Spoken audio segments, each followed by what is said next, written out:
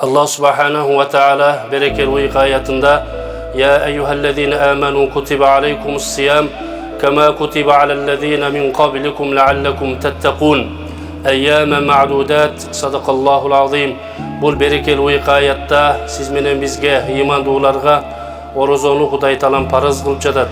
O imandular sizlerden murunku doğurdoğularga orozo tutu paraz kılıngan siyahtı sizlerge dağı sanalı gündörde orozo tutu paraz kılındı dep.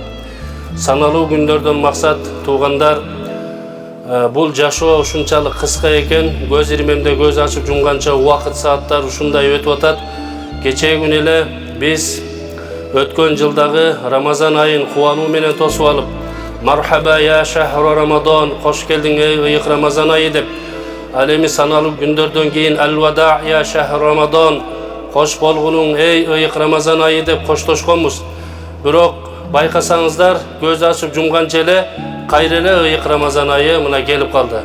Bирок ortodo kançalagan musulman bir tuğandarыбыз joro joldoş dostordun arasынан uruk tuğan bir tuğandardın arasынан uşul safta biz menen birgelikte tarawih namazını okugan iftar keçelerinde dastorkonun üstünde çoğu biz menen oturup iftarlık kılgan kebir musulman bir tuğandarыбыздын taqdırına Kuday talam bul berekeli uyuk Ramazan ayın жазган жок.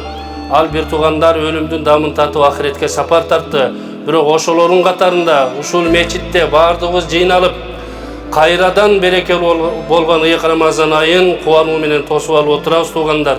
Бул дагы сиз менен биздин тагдырыбызга Кудай Таала тарабынан бул ыйык Ramazan ayına жетүү насиби болуп отурат.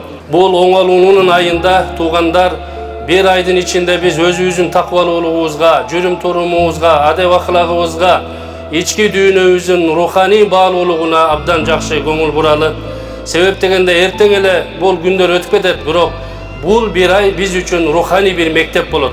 Бул мектепте, руханий мектебинде жакшы таравих намаздарына катышып, орозолорубуздун кемчилдиксиз болушуна аракет кылалы. Куранга болгон ашк, Куранга болгон мухаббат, Куранга болгон итаат, Куранга болгон сүйүүнүн өнүгүшү деп билебиз.